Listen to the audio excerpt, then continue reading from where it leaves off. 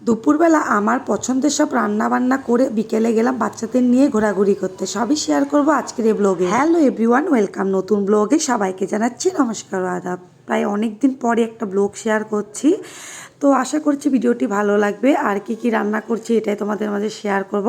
আর একটা কথা বলে নিই, ব্লগটা কিছুদিন আগের, আর একটু সময়ের জন্য যেই হোক একটু সমস্যার জন্য তোমাদের মাঝে আমি রেগুলার ব্লগ শেয়ার করতে পারছি না।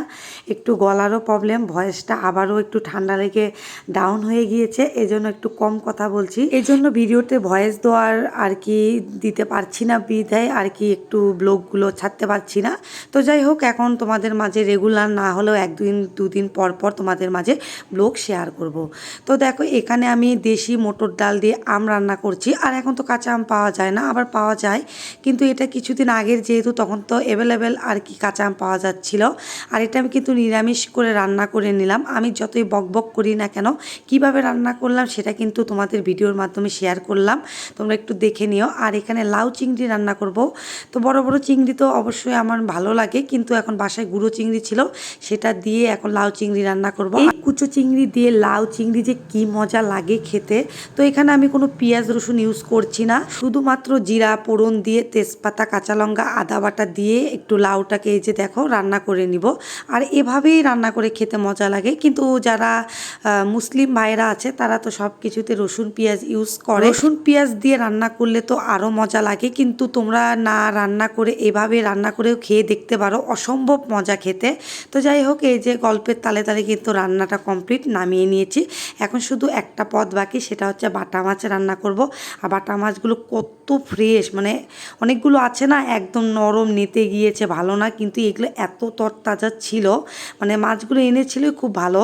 তো যাই হোক, এগুলো একটু সুন্দর করে ভেজে নিলাম। আর আমি খুব একটা কাঁচা মাছ খাই না, প্রতি ব্লগে আমার বলা আছে।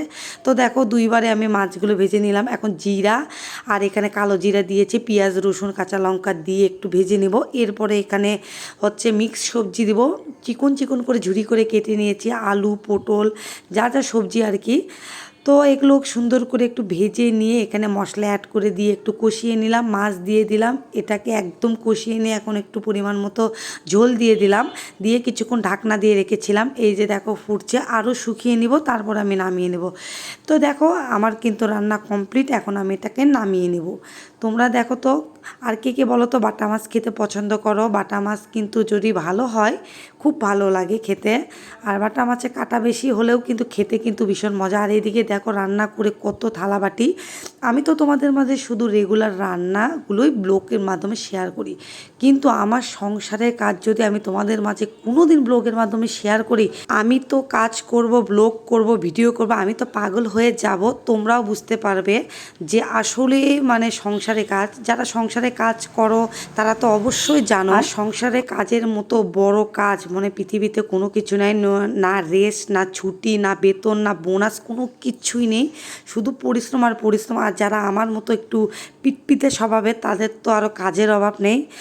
তো যাই হোক, সুন্দর করে দুপুরে খাবার খেয়ে নিলাম। এখন বাচ্চাদের নিয়ে একটু ঘোরাঘুরি করতে যাব একটু ক্যান্টনমেন্টে, মানে আমাদের যে বাড়ির সামনে জাহাঙ্গীরবাগ ক্যান্টনমেন্ট আছে, সেখানে একটু বাচ্চাদের নিয়ে যাব। এই গরমে আর কোথায় যাব বলো? তো এই পার্কটা আমার ভালো লাগে। পার্ক বলতে নিরিবিলি, এত গাড়ি ঘোড়ার ঝামেলা নেই, আর বাইরের মানুষ এত বেশি আসতে পারে না, শুধুমাত্র যারা কোয়ার্টারে থাকে তারাই আর কি, তাদের বাচ্চা কাচ্চারাই আর আসে। আর এই যে আমাদের মতো যারা বাইরে থাকে তারাই একটু আর কি আসে। তো এই জন্য ভালো লাগে, নিরিবিলি পরিবেশে বাচ্চারা খেলেও মজা পায়। আর বাহিরের পার্কগুলোতে তোমরা যে দেখবে, একটা মানে দোলনা হোক, একটা যে কোনো স্লিপার হোক, এটা নিয়ে মারামারি কারাকারি। তো যাই হোক, হেঁটে হেঁটে যাচ্ছিলাম, আর ভালো লাগে এরকম। আর আমার হাজব্যান্ডের চাকরি জীবনে আমি কখনো কোয়ার্টারে থাকি নাই, কারণ কোয়ার্টার তো আমাদের জন্য 1 বছরের জন্য দেয়া হয়, এই জন্য আর কি তোমার দাদা কখনোই কোয়ার্টারে অ্যাপ্লিকেশন করে নাই। আর এই যে সিএইচডি সুপার শপ, তার পাশ দিয়ে হেঁটে যাচ্ছিলাম, আর হেঁটে যেতে যেতে তোমাদের মাধ্যমে একটু ভিডিওর মাধ্যমে শেয়ার করছিলাম। এই যে দুষ্টু বুড়ো, ওর জন্যই আর কি আমার এখানে আসা। সে বাসায় থেকে থেকে একদম বোরিং ফিল করে, কথাবার্তাও কম বলে, এজন্য আর কি বাইরে পরিবেশে একটু আনতে বলেছে।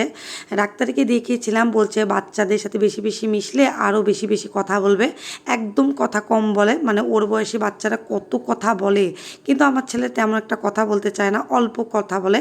এই জন্য আর কি ওকে মাঝে মাঝে এখানে নিয়ে আসি সেখানে যাই। আসলে বেশি বাচ্চাদের মধ্যে রাখলে মানে বাচ্চাটা আর কি কথা বলা আরও দ্রুত শিখবে, এজন্য। তো এই যে বাচ্চাকে নিয়ে হাঁটছিলাম, আর এখানে মা ছেলে হাঁটছিলাম, আর আমার মেয়ে আমাকে ভিডিও করে দিচ্ছিল। আসলে যাদের ভিডিও ম্যান থাকে, মানে একজন যদি ভিডিও করার মতো লোক থাকে, তাদের ভিডিওগুলো আরও সুন্দর হয়।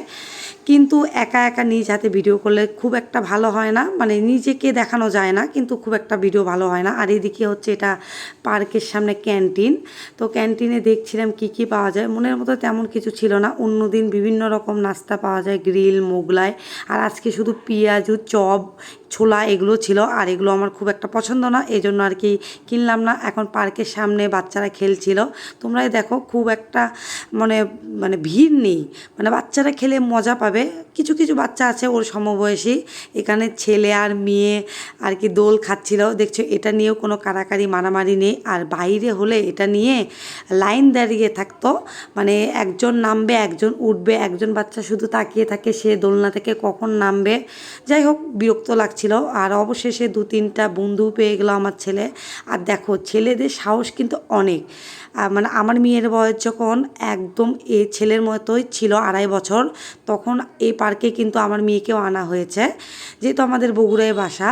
কিন্তু আমার মেয়ে কখনোই স্লিপারে, মানে এত বড় স্লিপারে কখনোই সে একা একা ওঠে নাই। কিন্তু আমার ছেলে দেখছো কোনো ভয় নেই, একদম একা একা উঠে গেল। কিন্তু ওই যে অনেক উঁচু থেকে যে নামতে হবে, এই জন্য একটু ভয় পাচ্ছিল। এই জন্য আমার মেয়ে আর কি ওকে একটু মানে সাহস দেওয়ার জন্য ওকে ধাক্কা দিয়ে নামিয়ে দিল। তো যেহেতু একদম 4 দেয়ালের মধ্যে সবসময় বন্দি থাকে, এজন্য মাঝে মাঝে বাচ্চাদের নিয়ে এখানে আসি, এসে একটু কিছু কিছু খাবারও খায়, মজার মজার, বাচ্চারাও আনন্দ পায়, বাচ্চারাও খুশি হয়। তো এই জন্যই আসা। তো যাই হোক, আজকে ভিডিওটা কেমন লাগলো জানিও, আর ভিডিওটি ভালো লাগলে লাইক, কমেন্ট, শেয়ার দিও, ফলো দিও, পাশে থেকো। টাটা বন্ধুরা।